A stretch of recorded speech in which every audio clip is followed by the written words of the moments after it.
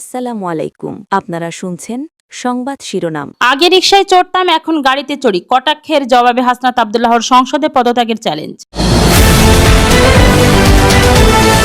জানাবো একই পরিবারের 4 জনকে কুপিয়ে হত্যার ঘটনায় জামাতের শোক প্রকাশ। সরকার মৌলিক পরিবর্তনের সকল দাবিকে অগ্রাহ্য করছে বলছেন জামাতে আমির। সর্বশেষ জানিয়ে দেব কূটনীতিতে অনন্য উচ্চতায় প্রধানমন্ত্রী তারেক রহমান। এতক্ষণ শুনছিলেন সংবাদ শিরোনাম, এখন থাকছে বিস্তারিত। আগে রিকশায় চড়তাম, এখন গাড়িতে চড়ি। কটাক্ষের জবাবে হাসনাত আব্দুল্লাহর সংসদে পদত্যাগের চ্যালেঞ্জ। জুলাই আন্দোলন সংশ্লিষ্টদের নিয়ে সংসদে করা আগে রিকশায় চড়তাম, এখন গাড়িতে চড়ি, এ ধরনের মন্তব্যের কড়া জবাব দিয়েছেন জাতীয় নাগরিক পার্টি এনসিপির দক্ষিণাঞ্চলের মুখ্য সংগঠক ও কুমিল্লা 4 আসনের সংসদ সদস্য হাসনাত আব্দুল্লাহ। সরকারের প্রভাবশালী মহলের এই বক্তব্যের জবাবে ক্ষোভ প্রকাশ করে সরাসরি পদত্যাগের চ্যালেঞ্জ ছুড়ে দিয়েছেন তিনি।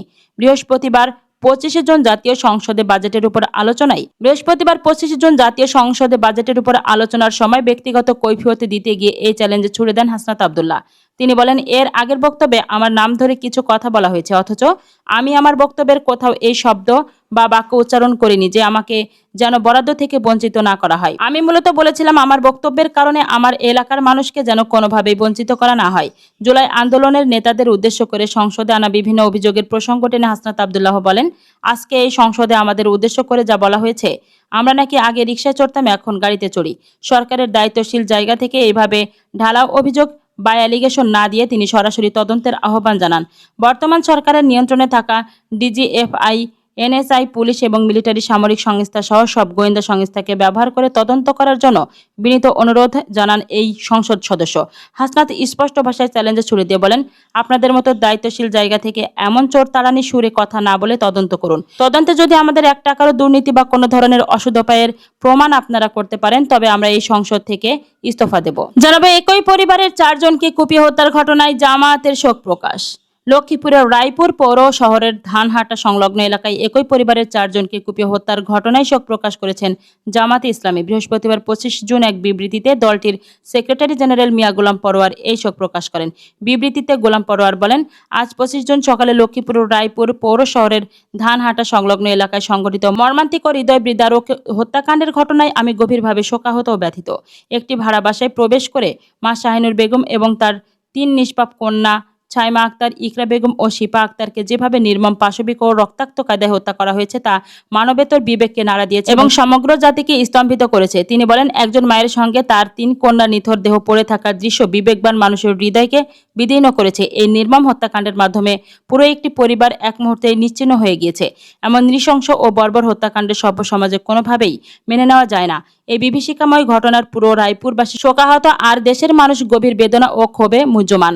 নিষ্পাপ নারী ও শিশুদের উপর এমন বর্বরচিত হামলা মানবিক মূল্যবোধের উপর এক জঘন্য আঘাত। তিনি আরো বলেন, আমি নিহত শাহিনুর বেগম ও তার 3 কন্যার রুহের মাগফিরাত কামনা করছি। মহান আল্লাহ তাআলা যেন তাদের শহীদের মর্যাদা দান করেন এবং জান্নাতুল ফেরদৌস নসিব করেন। একই সঙ্গে তাদের শোক সন্তপ্ত পরিবার, আত্মীয়স্বজন ও স্বজন হারাদের প্রতি গভীর সমবেদনা জ্ঞাপন করছি।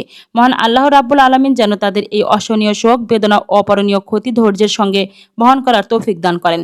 দেশের সার্বিক আইন শৃঙ্খলা পরিস্থিতির উন্নয়নে প্রশাসনের আরও কার্যকর ভূমিকা পালনের আহ্বান জানিয়ে গোলাম পরোয়ার বলেন, আমি এই ভয়াবহ ও বর্বরচিত হত্যাকাণ্ডের প্রকৃত রহস্য দ্রুত উদ্ঘাটন করে আইনের আওতায় এনে দৃষ্টান্তমূলক শাস্তি নিশ্চিত করার জন্য আইন শৃঙ্খলা রক্ষাকারী বাহিনীর প্রতি জোর দাবি জানাচ্ছি। একই সঙ্গে দেশের সার্বিক আইন শৃঙ্খলা পরিস্থিতির উন্নয়ন, সাধারণ মানুষের জানমাল ও নিরাপত্তা নিশ্চিতকরণে আরও কার্যকর ও দায়িত্বশীল ভূমিকা পালন করার জন্য প্রশাসনের প্রতি আহ্বান জানাচ্ছি।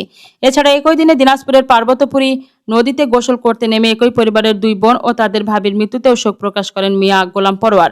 তিনি নিহতদের রুহের মাগফিরাত কামনা এবং তাদের পরিবারের প্রতি সমবেদনা জানান। এবার জানাবো সরকার মৌলিক পরিবর্তনের সকল দাবিকে অগ্রাহ্য করছে বলছেন জামাতে আমির। সরকার মৌলিক সংস্কারের দাবিকে অগ্রাহ্য করছে বলে অভিযোগ করেছেন বিরোধী দলীয় নেতা ও জামাতে ইসলামের আমির ডক্টর শফিকুর রহমান। তার দাবি, বিচার বিভাগ, দুর্নীতি দমন কমিশন, মানবাধিকার কমিশন, ভোট কমিশন ও নির্বাচন কমিশন সহ গুরুত্বপূর্ণ প্রতিষ্ঠানগুলোকে স্বাধীন করার ক্ষেত্রে সরকার কার্যকর পদক্ষেপ নেয়নি। শুক্রবার 26 জুন রাজধানীর মগবাজারের আল ফালা মিলনায়তনে বাংলাদেশ জামাত ইসলামের কেন্দ্রীয় মজলিসে ছোড়ার অধিবেশনে বক্তব্যে তিনি এসব কথা বলেন। শফিকুর রহমান বলেন, সরকার স্বাধীন বিচার বিভাগ চাচ্ছে না, স্বাধীন দুর্নীতি দমন কমিশন চাচ্ছে না, স্বাধীন মানবাধিকার কমিশন চাচ্ছে না, স্বাধীন ভোট কমিশন চাচ্ছে না, স্বাধীন নির্বাচন কমিশন চাচ্ছে না। এভাবে গুরুত্বপূর্ণ যে জায়গাগুলোর কারণে ফ্যাসিবাদ কায়েম হয়েছিল সেই সব জায়গায় আগের মতো থেকে গেল।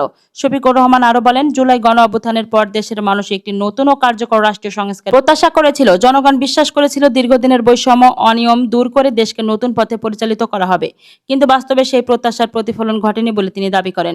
তিনি বলেন, চলতি বছরের 12 ফেব্রুয়ারি সাধারণ নির্বাচন ও সংস্কার পরিষদের গণভোট একই দিনে অনুষ্ঠিত হয়।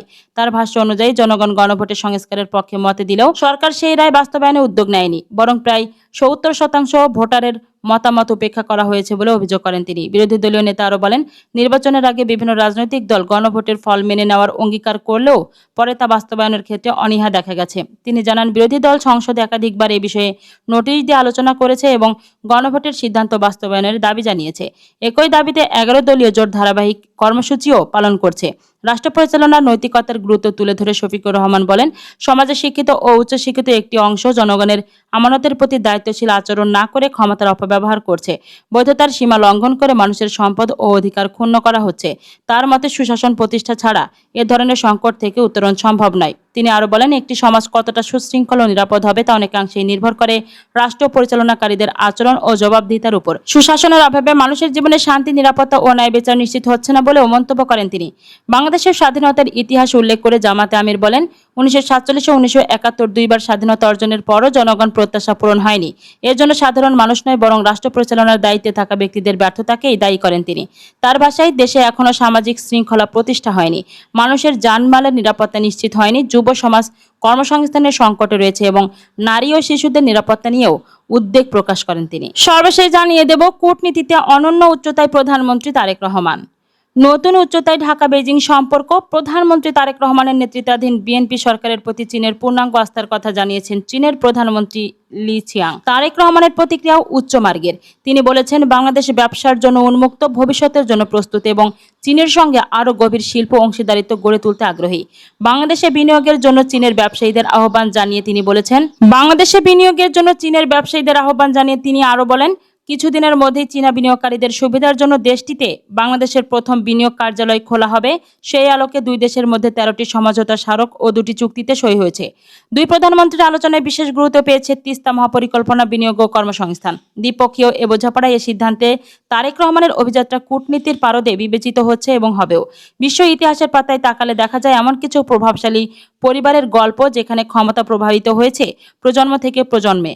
কোনো দেশে পিতামাতার সুযোগ্য উত্তরসূরি হিসেবে সন্তান গ্রহণ করছেন রাষ্ট্রের গুরুদায়িত্ব, আবার কোথাও স্বামী স্ত্রীর হাত ধরে সূচিত হয়েছে এক অনন্য রাজনৈতিক ধারা। দক্ষিণ এশিয়ায় ভারত, পাকিস্তান ও বাংলাদেশ থেকে শুরু করে সুদূর কানাডা কিংবা গ্রিসের রাজনীতিতেও বংশানুক্রমিক দৃঢ় নেতৃত্বের প্রভাব অত্যন্ত গভীর। একসঙ্গে বাবা মায়ের পথ মতো মাড়ানো